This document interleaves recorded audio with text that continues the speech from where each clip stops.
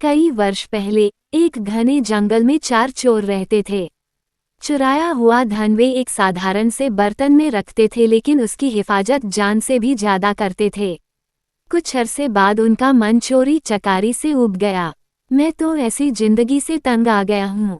हमें हमेशा चौकन्ना रहना पड़ता है, वरना हम पकड़े भी जा सकते हैं। एक ने अपना दुखड़ा रोया। हाँ, मैं भी चाहता हूँ कि हम लोग एक शांत सच्ची जिंदगी जिएं। दूसरे चोर ने हाँ में हाँ मिलाई। बहुत अच्छा, हम जंगल छोड़कर किसी ऐसे शहर चलते हैं जहाँ हमें कोई जानता ना हो। शायद कोई साफ सुथरा काम धंधा ही हाथ लग जाए। तीसरा बोला। 3 चोरों को तो ये सुझाव पसंद आया और उन्होंने तय कर लिया कि वे जंगल छोड़ देंगे। लेकिन चौथे चोर को अपनी जीविका के लिए कोई खरा धंधा करने की योजना पसंद नहीं आई। उस समय तो वह चुप रहा, लेकिन उसने बर्तन में रखे पैसे चुराकर भाग जाने का इरादा कर लिया। वह सही मौके का इंतजार करने लगा। चारों चोर एक शहर पहुंचे और वहां एक धर्मशाला छत्रम में रुक गए। उनमें से 2 शहर के बारे कुछ जानकारी हासिल करने निकल पड़े। जल्दी ही उन्होंने एक वृद्ध औरत का घर देखा, जो आरामदेह तो लगता ही था, उनके लिए ठीक भी था। दोनों ने छत्रम लौटकर अपने साथियों से वृद्धा के घर जाकर जिक्र किया। वे भी सहमत हो गए और चारों चोर उस घर के लिए निकल पड़े।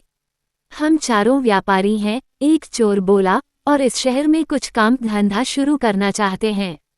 हमें आपका घर पसंद आया और इसके कुछ कमरे किराए पर लेना चाहते हैं। हम जब तक यहाँ रहेंगे आपको अच्छा किराया देते रहेंगे। दूसरा बोला। बुढ़िया बहुत खुश थी और उसने अपने मेहमानों की खूब खातिरदारी की। आप यहाँ जब तक चाहें रह सकते हैं। वो मुस्कराई। वो प्रसन्न हुई कि उसे अच्छे किराएदार मिल गए हैं। चारों चोर पता लगा चुके थे कि वो बहुत नेक और सच्ची औरत है, जिसे पराई दौलत का लालच नहीं है।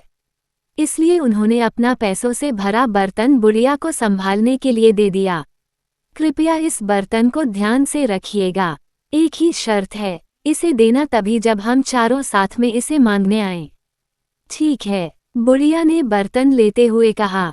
वो अपने घर के पिछवाड़े गई और देखने लगी कि कोई देख तो नहीं रहा। जब उसे तसल्ली हो गई तो उसने जमीन खोदकर उसमें बर्तन डाला और उसे वापस मिट्टी से ढक दिया। चारों कुछ काम धंधे की तलाश में शहर चले गए।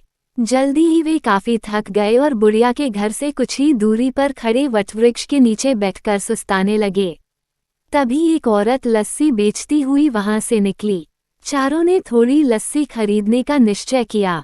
लस्सी बहुत स्वादिष्ट थी। उन्होंने सोचा कि दोपहर के भोजन के साथ पीने के लिए थोड़ी लस्सी भी ले ली जाए। पर 3 चोर तो बहुत थक गए थे। लस्सी डालने के लिए बुढ़िया के घर से बर्तन लाने की हिम्मत किसी में नहीं थी।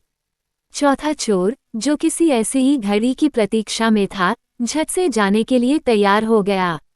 वह बुढ़िया के घर पहुंचकर बोला, मुझे मेरे साथियों ने बर्तन लाने के लिए भेजा है, लेकिन मैं तो ये बर्तन तभी दूंगी जब तुम चारों इकट्ठे आओगे। वह मना करती हुई बोली। उस चोर के दिमाग में एक विचार आया। मेरे साथी यहाँ से कुछ ही दूर केले के पेड़ तले बैठे हैं, आप खुद ही पूछ ले, उसने राय दी। बुढ़िया घर से बाहर निकली। उसने तीनों को पेड़ के नीचे बैठे हुए देखा। क्या आपने अपने दोस्त को बर्तन लाने भेजा है? वह चिल्लाई। जी, कृपया उसे दे दीजिए। तीनों चोरों ने जवाब दिया।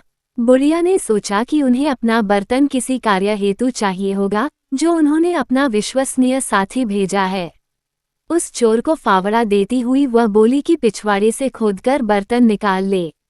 इतना कहकर वह अपने घर के कामों में उलझ गई। चोर ने बर्तन निकाला और चुपके से पिछले दरवाजे भाग खड़ा हुआ। इस बीच उसके दोस्त चिंतित हो रहे थे। काफी वक्त बीत चुका था और उनके साथी का कुछ पता नहीं था। तीनों बुढ़िया के घर गए। हमने अपना साथी एक बर्तन लाने भेजा था, वो कहाँ है? उन्होंने पूछा। मैंने तो बहुत पहले ही उसे बर्तन खोदने के लिए कुदाली दी थी। उसने आपको बर्तन नहीं दिया। बुढ़िया हैरान थी। तीनों चोर समझ गए कि उनके साथी ने उन्हें धोखा दिया है। हमने आपको कहा था कि बर्तन तभी देना जब हम चारों आपके पास आएं। आपने हमारी बात नहीं मानी। हमें लगता है कि हमारे साथी ने आपके साथ मिलकर हमारा पैसा हथियाने का षड्यंत्र रचा है।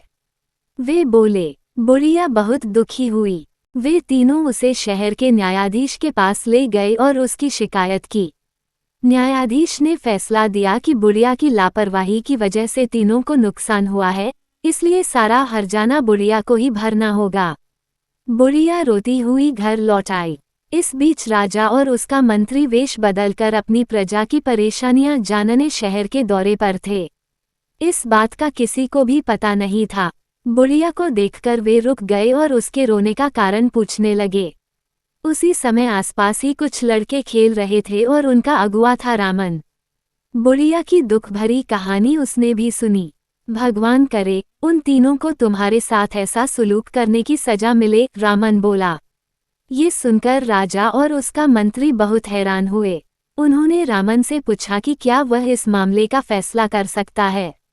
रामन ने आत्मविश्वास के साथ सिर हिलाया और कहा कि वह अपना फैसला राजा के दरबार में ही सुनाएगा। अगले दिन महल में दरबार लगा।